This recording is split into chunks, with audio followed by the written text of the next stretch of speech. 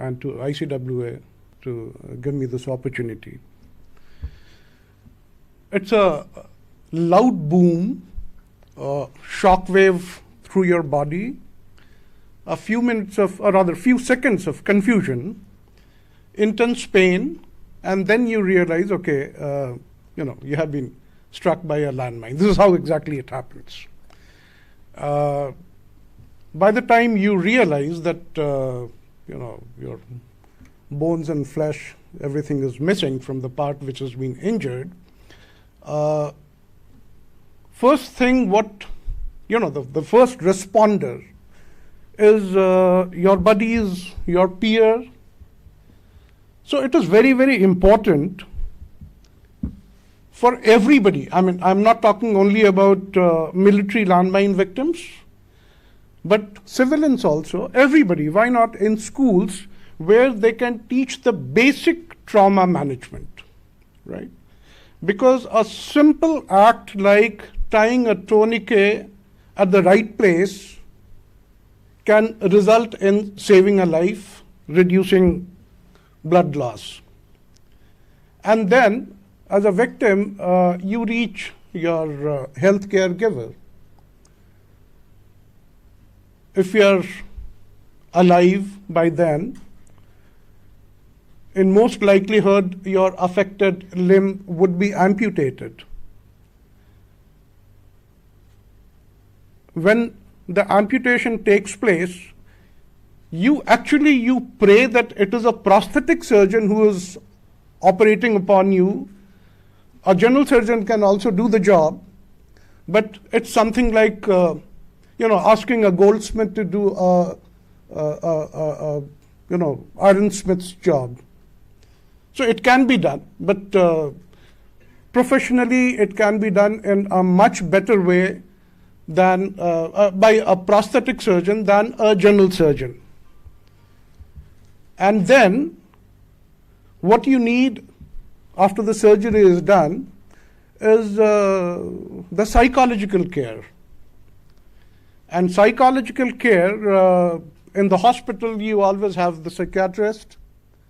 But honestly, whatever time a psychiatrist he spends with you or he tells you is not enough till you meet another fellow amputee. Because a fellow amputee would understand what you are going through, and you would actually, look at the advice given by him or her, and that is what is solace. So I would say in our personal capacity, we have been doing it with new amputees, but why not develop an organization? Have a formal organization where you can have amputees at various places in various cities. Whenever you get a new amputee, somebody can visit, a couple of visits, talk to the patient, and it really works much better than, a psychiatrist telling you things how to, lead your life. Now, the whole challenge for, a mine blast victim is not what we saw in most of these pictures is getting a prosthetic leg.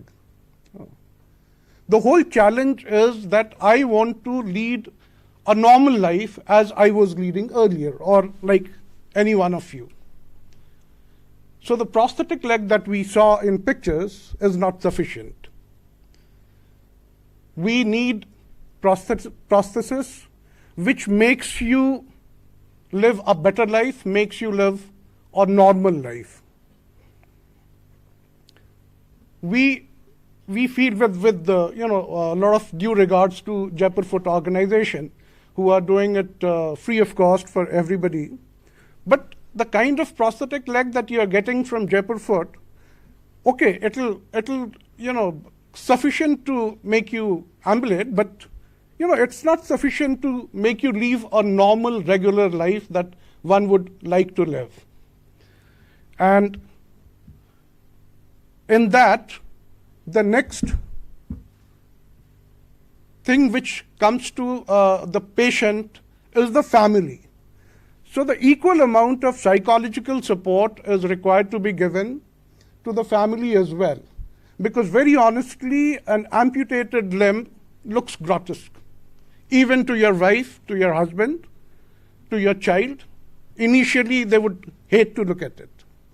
So they need a lot of psychological support at that time. And also, just because they are the ones who are going to be spending their life with you, so it is better that they are also psychologically prepared.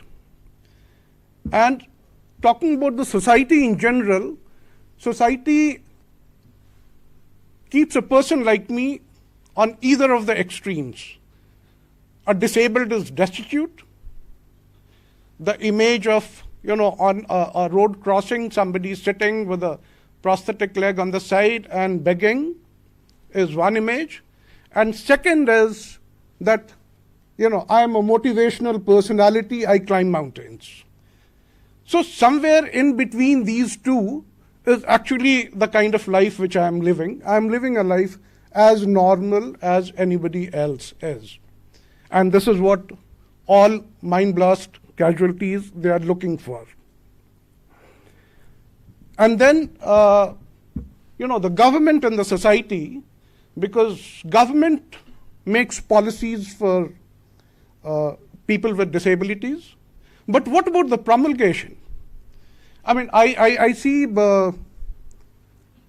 car parks, parking spaces for disabled people, but you go there, you always find somebody else has parked the car. Have we ensured, okay, we have made ramps in buildings and we have said that, okay, this is disabled friendly, but are those ramps working? Have we ensured that it's not only, disabled doesn't mean only wheelchair bound who need to be taken up the ramp, but also people who are just climbing steps. Have we ensured that, okay, step is of a manageable height and a manageable width in which they can climb? Have we ensured that, okay, all the elevators are working in the building? Have we ensured that the disabled car parking is actually kept free for disabled people? And the various organizations who are working in this field,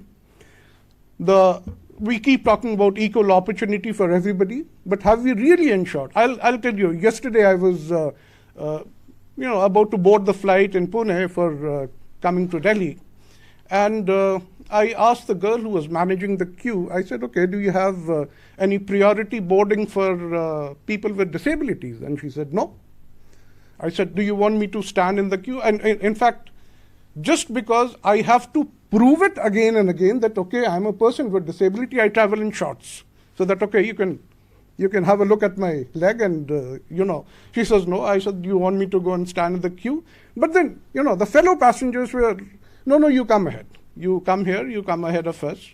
So have we, the airline would write somewhere in bold letters and social media everywhere that, okay, we give priority to people with disabilities or even, armed forces people. But have we really ensured that it's happening? It's percolated to the staff on ground and it's happening there or not? So these are the things which I feel that as a mine blast victim, this is what I face in my everyday life. And I hope that, with our collective efforts, things get much better in future. Thank you so much.